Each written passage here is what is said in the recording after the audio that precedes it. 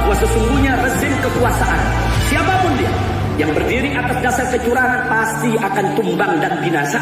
Karena murka Allah terhadap kecurangan adalah suatu kepastian, suatu keniscayaan, sebagaimana firman Allah Subhanahu wa taala dalam Al-Qur'anul Karim, faqala ta'ala wailul lil mutaffifin, celaka bagi orang-orang yang curang.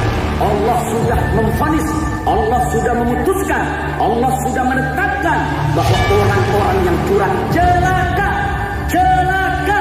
Kalau sudah dikatakan oleh Allah celaka, maka rezim curang pasti celaka dan pasti binasa. Kecurangan tidak akan membawa berkah, bahkan kecurangan hanya akan mengundang musibah. Kira-kira 100 juta ini sekarang yang kelaparan. Walaupun BPS bilang sekian-sekian, kementerian itu, kalau saya hitungan saya udah 100 juta. Ngitungnya bagaimana? Ngitungnya paling gampang aja. Di Jakarta ini penerima bansos hampir 5 juta orang. Artinya hampir setengah penduduk Jakarta. Rata-rata di Indonesia aja. Itu ukuran Jakarta ambil. 100 juta orang udah kelaparan, penerima bansos, kesusahan hidup, apa segala. Kapan meledaknya? Bisa besok, bisa lusa, bisa minggu depan, bisa bulan depan. Tapi itu pasti nggak lama. Kalau Indonesia ingin maju, harus ada yang mundur. Kalau nggak mau, dia dimundurkan. Itu yang kita sebut sebagai solusi. Kalau memang penguasa itu sudah nggak dipercaya rakyat, ya tidak dipercaya oleh rakyat, oleh masyarakat, ya mundur saja. Saya udah ngikutin dari zaman Soeharto, Habibie, Gus Dur, Megawati. Itu kalau mau runtuh itu ya saya tahu gitu loh. Seperti sekarang nih mau runtuh.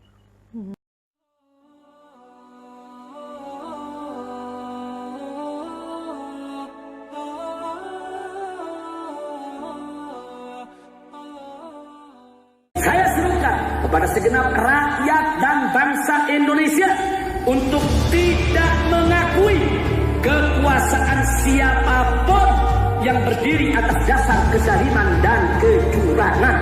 Jangan pernah mengakui kekuasaan siapapun, kepemimpinan siapapun yang berdiri atas dasar kecurangan dan kezaliman. Ayo, jadikan zalim dan curang sebagai musuh bersama bagi agama, bangsa, dan negara. Dan catat, ini merupakan bagian daripada sejarah bangsa Indonesia yang tidak akan pernah terlupakan.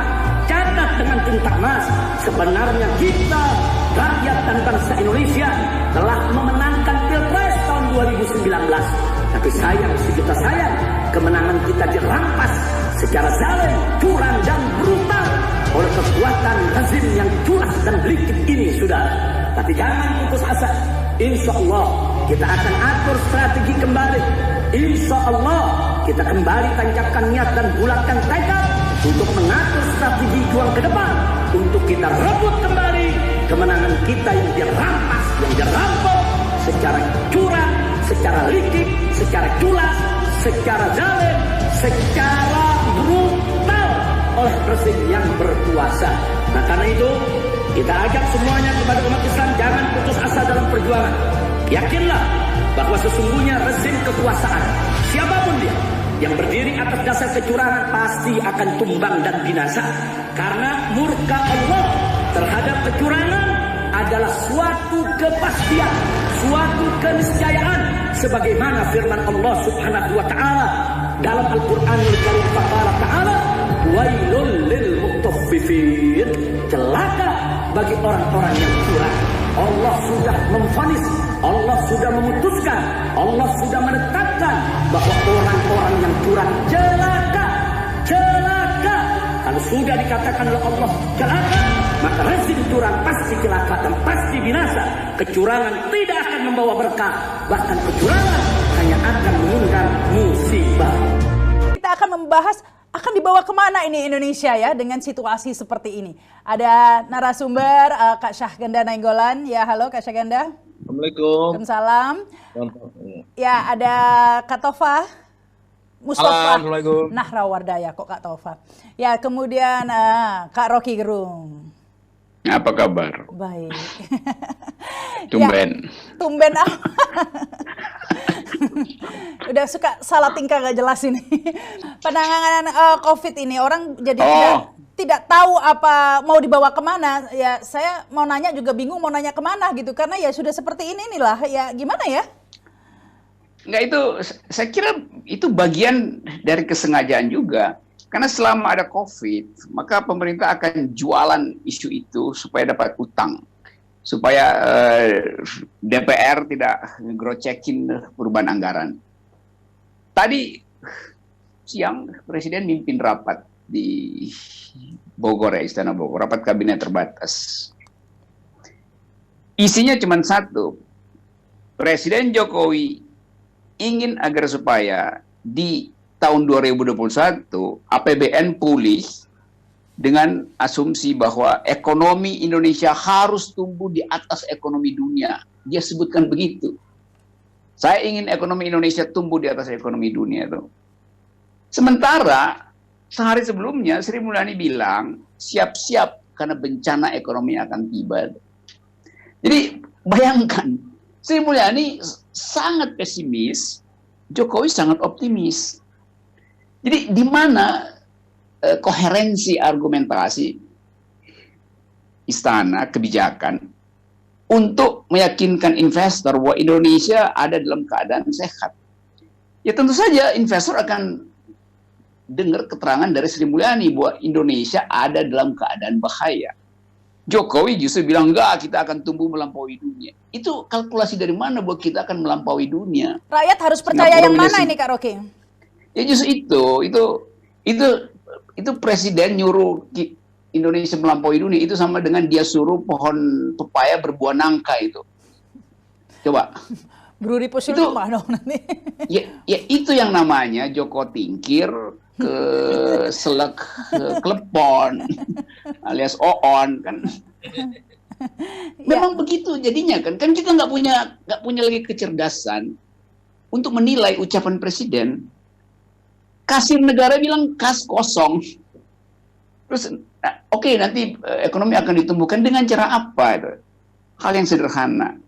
Ya utang, oke, utang mau dibayar dengan apa? Lalu presiden bilang ya utang kita gampang, kan masih dalam batas yang dimungkinkan oleh undang-undang, walaupun akhirnya dia langgar sendiri batas itu melalui perpu yang kemudian jadi undang-undang kan.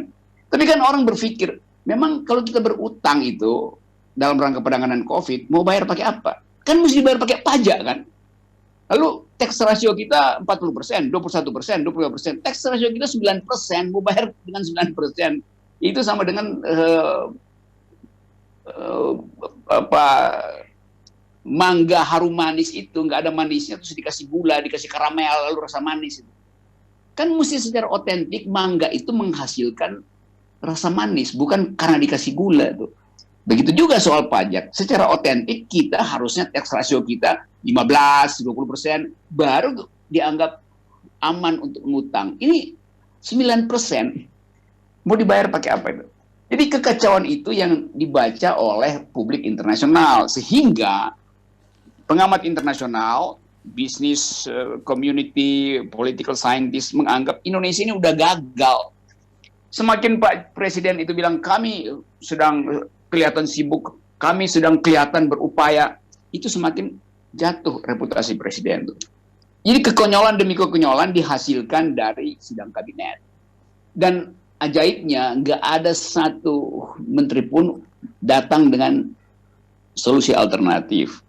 Kenapa? Karena semuanya memang dalam keadaan panik. Kan kalau Sri Mulyani bilang negara dalam keadaan krisis keuangan, itu bukan pesan buat mak-mak, itu pesan buat menteri-menteri, bahwa jangan nagih dulu duit. Jadi, menteri akan bilang, iya tapi kan kata Pak Presiden, sudah tersedia sekian ratus, sekian ribu triliun. Ya iya, itu ada di dalam penganggaran, bukan dalam realisasi itu. Kalau ada menteri yang nekat, mesti dia bilang, Presiden, kenapa sih mesti rapat sidang kabinet lagi karena nggak ada uang? Kan Pak Presiden bilang kita punya 11.000 triliun di Swiss. Kirim aja buzzer untuk negosiasi dengan banker-banker Swiss itu. Kan itu hak kita. 11.000 triliun dijanjikan oleh Presiden. Jangan khawatir, kita punya 11.000 triliun. Ya cairin aja. Jadi itu sinyal buruk yang sekarang orang nggak peduli lagi mau 100.000 kayak. Dari 2 bulan lalu juga BIN bahkan udah prediksi bakal 100.000. Apa yang apalagi Tapi begini apalagi loh pertanyaannya begini Kak Rocky. Iya. Lah terus Apa? solusinya itu apa? Piye iki? Masa kita harus menunggu apa gitu loh? Solusinya gimana? Terus kita gimana gitu? gampang, kalau Indonesia ingin maju harus ada yang mundur. Kalau nggak mau dia dimundurkan. Itu yang kita sebut sebagai solusi. Kalau kita pakai solusi akademis, presiden tidak ngerti metode ekonomi. Kan dia nggak ngerti kan? No, kasirnya bilang brankasnya kosong, presiden bilang harus utang itu. Tapi Terus presiden di kondisi seperti ini saya nggak ngerti Kak Rocky mengapa Kak Rocky sama Kak Syaganda ini sama juga mundur begitu di tengah kondisi saat ini, apalagi kalau dimundurkan, bukankah akan semakin chaos, semakin kacau negara? kalau dimundurkan itu mungkin akan chaos, mungkin akan kacau. Tapi kalau nggak dimundurkan pasti chaos dan pasti kacau. Pilihan. Algoritmanya begitu. Pilihan yang nggak enak. Kan nggak ada perbaikan kan? Dari 3 bulan lalu nggak ada perbaikan. Utang dari 3 bulan lalu justru bertambah. Daya bayar kita atas dasar standar tax ratio bolong. BUMN yang default akan ditagih bulan September. Apalagi coba disebut bank-bank yang non NPL-nya tinggi itu makin lama ambruk. Jadi ya itu yang diterangkan oleh publik internasional. Kenapa kita mesti pergi pada publik internasional? Karena keterangan pers istana nggak bisa dipercaya. Juru bicaranya belepotan ngomong, KSP nggak ada konsep. Jadi kalau Rahma menganggap bahwa ya jangan, ya oke, bertahan aja sambil menunggu pohon pepaya berbuah nangka. Enggak, satu lagi. Tadi Kak Rocky bilang, menteri-menteri itu nggak ada solusi karena menteri-menteri itu lagi panik begitu. Ini udah 5 bulan kok panik terus ya? Ya dalam 5 bulan dipimpin oleh orang yang sama, ya panik lah. Jawabannya begitu. Nah, ini kalau Kak Syaganda gimana nih, Kak Syaganda? Ya, kalau krisis Solusinya kepercayaan, apa? Solusinya apa? Jangan masalah krisis, sih udah kenyang kita. ya masalahnya ini kan begini ya, ini ilustrasi ya. Tahun 98 itu bulan Mei ya, udah tanggal belasan itu. Pak Harto itu manggil tokoh-tokoh agama ya, dipimpin oleh Kiai Haji Ali Yafi, ada Gus Dur, ada apa segala. Nah, Pak Harto minta masukan, ini udah krisis ya. Bagaimana saran daripada para ulama? Ya semua biasalah kan, masih banyak yang wuh-pakewuh karena Pak Harto ini kan 32 tahun berkuasa, dia udah mirip raja ya, Raja Jawa. Oh ya Pak, kita ini reformasi gini-gini. Nah akhirnya Pak Harto bilang, kalau begitu saya buat komite reformasi. Nanti kita rubah menteri-menteri supaya rakyat percaya lagi. Untung di dalam forum itu ada namanya Nurholis Majid. Ya, dia langsung pakai Jawa, apa istilahnya itu, Jawa bahasa rendahannya apa itu? Ngoko. Anda pasor, Anda ngoko, kromo. Jawa ngoko. Dia bilang, Pak Harto, kowe ikut udah warak, dia bilang. Reformasi itu artinya kamu mundur. Itu dibilang Nurholis Majid. Pak Harto yang dia selama ini merasa raja Jawa, bahasanya harus sopan santun, kena begitu sama Nurholis Majid, kaget. Ya wes, dia bilang aku mundur. Itu Pak Harto. Karena apa? Karena krisis itu memang mesti ada orang yang berani menyampaikan, Pak, Bapak itu sudah nggak dipercaya lagi. Kalau nggak ada orang baru, maka tidak ada visi baru, nggak ada harapan baru. Nah, ini situasinya itu pernah terjadi lagi di zaman Gus Dur. Ya. Kemudian Gus Dur itu sebenarnya masih kuat. Sama kayak Pak Harto. Tentaranya masih di bawah Gus Dur, tentaranya masih di bawah Pak Harto. Kalau disuruh serbu mati. Orang zaman Gus Dur itu kan yang bergerak kan Megawati, menggerakkan kalau nggak salah Ria Mijat ya. Waktu itu saya diundang juga ke rumahnya Ria Mijat, Ria Kudu oleh Miing dulu. Pertemuan-pertemuan sebelum Gus Dur jatuh ya.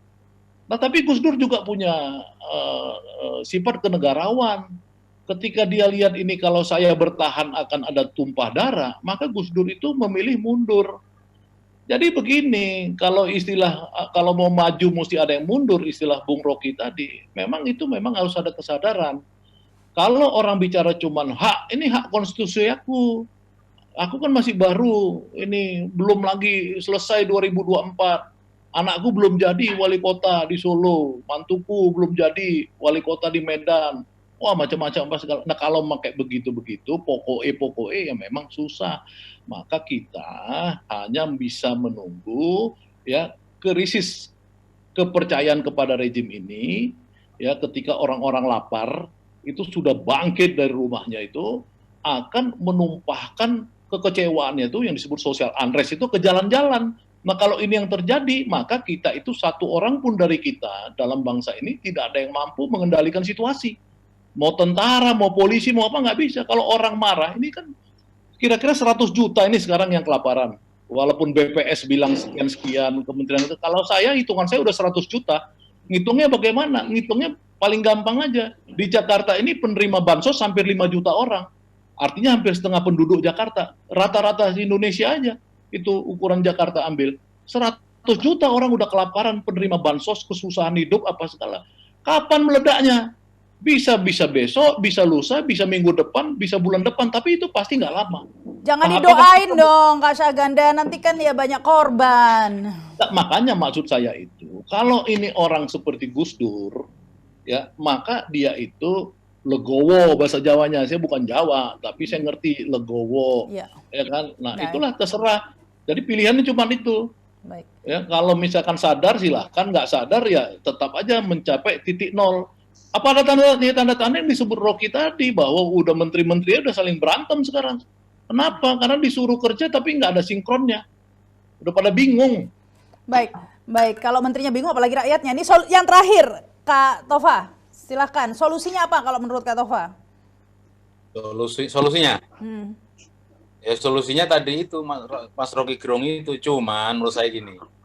Ini kan persoalannya pada periode kedua kan Pak Jokowi kan mengatakan visi menteri itu nggak ada, adanya visi presiden. Jadi kalau menteri rusak, menurut saya yaitu karena visinya rusak. Kan bilang gitu kan, nggak ada visi menteri, adanya visi presiden.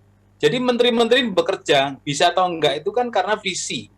Nah kalau menterinya nggak bisa kerja tadi katakan rusak ya kacau begitu ya, memang sumbernya memang rusak. Karena nggak boleh membuat visi sendiri-sendiri. Yang pertama itu. Yang kedua, soal mundur-mundur itu sebenarnya Pak Mahfud MD itu sudah mengingatkan, meskipun nggak langsung kepada siapa yang dia tujukan, tapi sudah ngingetin, kalau nggak salah 2 tahun lalu ya, di sebuah stasiun televisi swasta itu mengingatkan, kalau memang penguasa itu sudah nggak dipercaya rakyat, ya tidak dipercaya lagi oleh masyarakat, ya mundur saja, kan begitu. Dulu ngomong viral itu video itu. Nah sayangnya beliau masuk kabinet, begitu masuk kabinet ya langsung melempem, kan begitu. Baik. Yang kedua. Terus yang ketiga ya, dulu saya pikir itu presiden itu ya dari Pak Karno, ya Pak Harto, lalu dan seterusnya. Presiden itu harus pinter dulu saya gitu. Karena kalau presiden pinter itu bisa mengendalikan menteri, bisa mengatur menteri, kemudian bisa mengatur rakyat. Tapi kemudian muncul pendapat, katanya begitu, yang penting pembantu pinter. Tapi hari ini kita membuktikan meskipun pembantu ini pinter semua, hebat semua, Sri Mulyani kurang apa? Jadi menteri berapa periode? Luhut Panjaitan tuh menteri segala orang itu, apapun bisa kan? Siapa lagi? Ini orang hebat di lingkaran Pak Jokowi itu orang-orang hebat. Tapi kan tetap kacau balau kan? Ternyata nggak terbukti. Menurut saya di Indonesia itu unik. Presiden itu kalau orang kalau terlalu pinter nggak bisa juga jadi presiden. Terlalu bodoh juga nggak bisa jadi presiden. Tapi periode ini membuktikan di luar dua-duanya itu. Jadi sedih sekali saya melihat ini. Nah, apakah kemudian solusinya, ditanyakan tadi solusinya apa? Solusinya itu banyak sebenarnya. Cuman kalau saya ngasih solusi, karena ITE nanti, saya nggak enak mau ngomong itu. Nggak enak.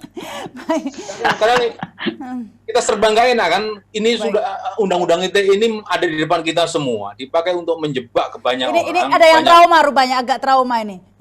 Bukan trauma, karena memang kita itu gimana ya, kita dibebaskan untuk berbicara di depan umum. Tapi ketika kelompok kita yang ngomong berbebas di depan umum, kena kita. Tapi kalau mereka kan tidak seperti kita. Jadi ini memang sudah disiapin sejak awal. Aku bilang tadi kan begitu kan, penjahat yang senior itu udah mempersiapkan jalan Baik. kaburnya. Baik, ini yang terakhir Kak Rocky, karena Kak Rocky juga mau pergi katanya. Kak Ini Rocky, tema COVID tadi loh, tadi loh, kok jadi kemana-mana sih? Nggak, ini yang terakhir tapi Kak Rocky. Oke. Tadi mengatakan, ya ini sudah krisis kepercayaan, rakyat tidak percaya, tidak mampu, bla bla. Tapi ini rakyat yang mana? Jangan Kak Rocky, Kak Syaganda, Tova aja yang berpendapat begini. Oke. Masih banyak kok pendukungnya, rakyat yang gitu kan, masih banyak. Begini ya, kalau kita sebut rakyat, artinya konsumen di dalam soal ekonomi. Karena cuma itu dalilnya tuh. Siapa mereka? Terutama yang mengalami krisis di latar yang paling rendah, UMKM. 2 hari lalu, Asian Development Bank merilis surveinya bahwa 50% dari UMKM Indonesia itu, 50%, 48, sekian persen maksudnya, 48, sekian persen bangkrut, artinya tutup. Berapa banyak itu? 50%, 48% dari 60 juta, artinya ada 30 juta UMKM yang bangkrut. Bayangkan, 30 juta. Kalau satu UMKM itu mempekerjakan yang paling mikro aja 3 orang, itu artinya ada 100 juta yang bangkrut, yang nggak punya penghasilan lagi, ditutup itu. Yang sisanya kemana?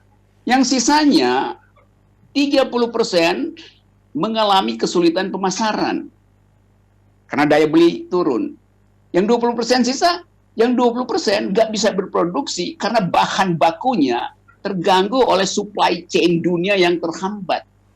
Jadi praktis UMKM itu udah lenyap sebetulnya tuh.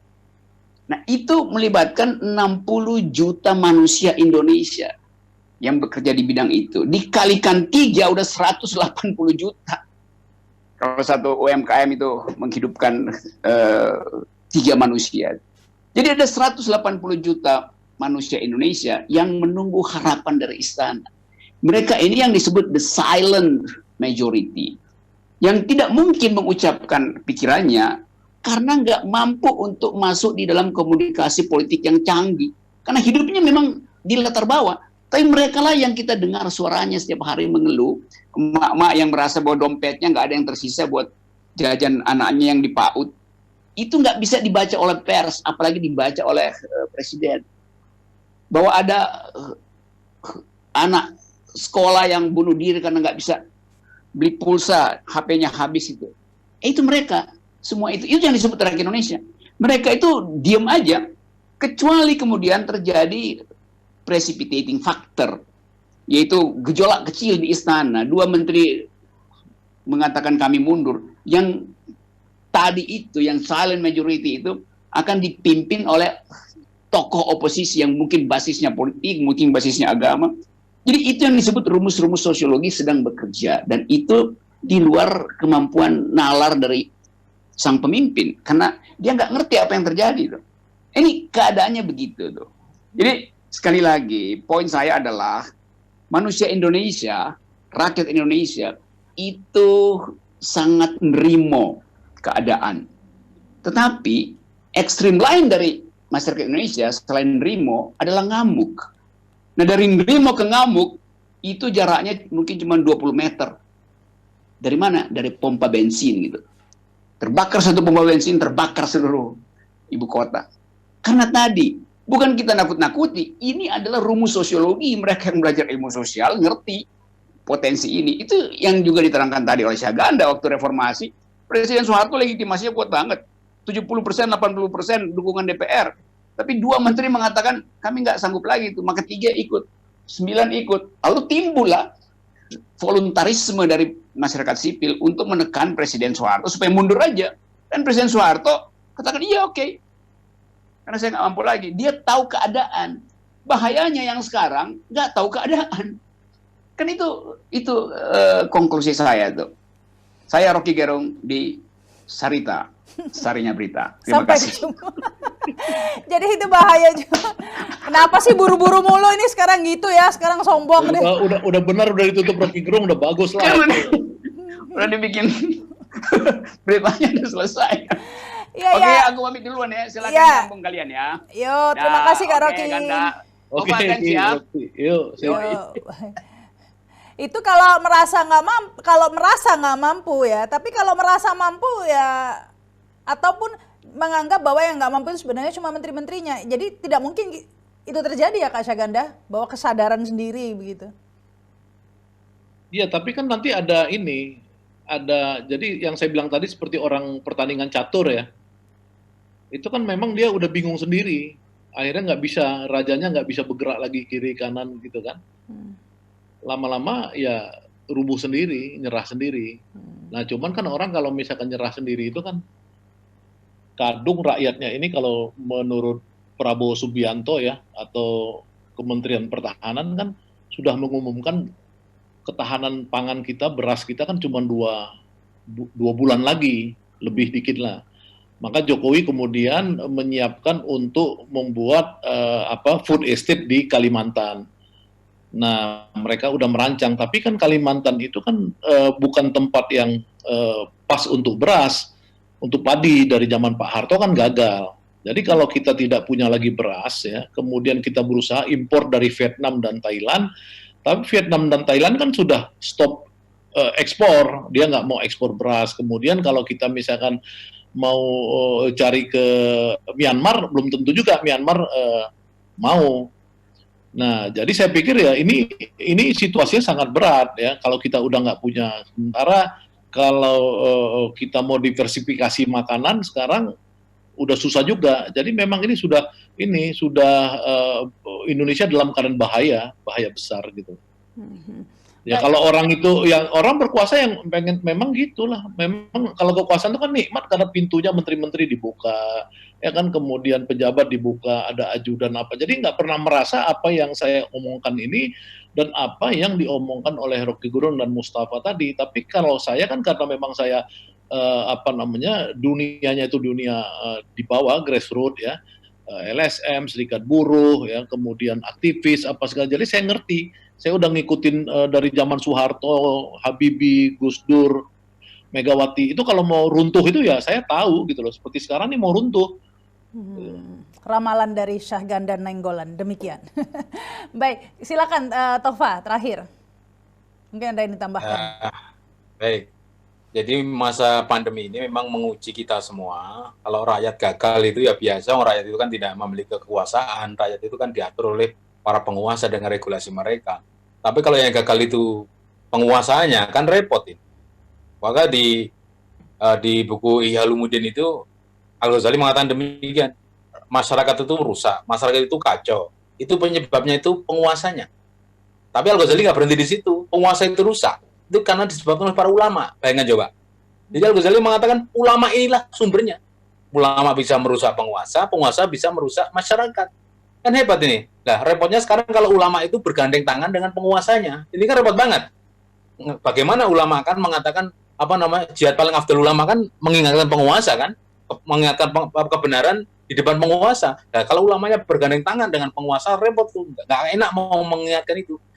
Tidurnya sekasur, ya, kemudian masih sedulur istilahnya kalau dalam teori itu, lalu ya sesumur, nyucinya bareng dan seterusnya, mereka bersama-sama kemana-mana, ulama dan penguasanya nggak bakal itu bisa mengingatkan penguasanya, kamu kalau nggak bisa berhasil itu mundur saja, itu sudah diingatkan sama Mahfud MD itu misalnya begitu, nggak berani ulamanya. Maka betul Imam Ghazali, rusak masyarakat, penguasa yang merusak, penguasa rusak, ulama yang merusak. Nah di sini itu sangat lengkap sekali sekarang ini. Seperti itu, sudah kacau balau lah istilahnya. Nah inilah presiden ketika diuji gagal, ya udah wassalam, kita nggak bisa punya harapan lagi, tapi tetap kita optimis karena kita terbiasa dengan hidup mandiri. Ya saya kira rakyat ini biarkan aja bisa hidup, Indonesia itu lucunya begitu kok. Tanpa penguasa pun rakyatnya bisa hidup sendiri-sendiri tuh, nanam sendiri, manen sendiri, makan sendiri, ke pasar sendiri, sedih sendiri, senang sendiri. Udah, rakyat Indonesia itu seperti lucu menurut saya itu.